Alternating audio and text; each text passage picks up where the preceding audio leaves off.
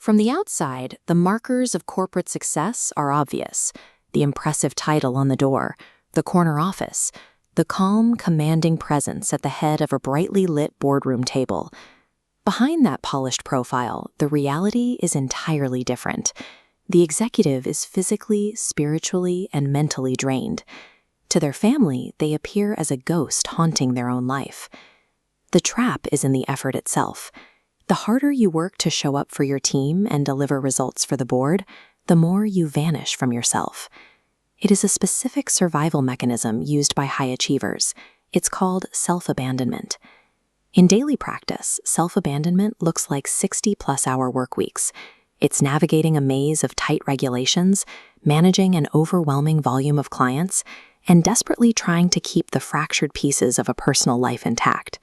We rely on these individuals to keep our systems running. Yet, the very people standing at the top of these structures are quietly collapsing underneath the weight. This collapse is rarely an isolated incident. What appears to be a single individual failing is a widespread, silent epidemic across modern leadership. Research data on corporate leaders shows 56% report experiencing severe burnout. The numbers stay severe at the top. 55% of CEOs officially report struggling with mental health issues alongside that burnout, and nearly half of CEOs experience chronic, profound loneliness. That loneliness has high stakes. It actively degrades cognitive performance and impairs critical decision-making at the highest levels of power. We tend to label this as stress, but it is a structural feature built directly into the architecture of the executive role itself. The position naturally engineers isolation. Every relationship is filtered through complex power dynamics, while the individual alone carries the crushing weight of final decisions. Maintaining a constant performance of strength under that weight requires an immense amount of energy. Over time, that facade erodes marriages and completely strips away a person's sense of self. Experts call this the self-reliance trap. The same drive that pushes a leader to the top tricks them into believing that admitting defeat or seeking help will destroy their professional identity.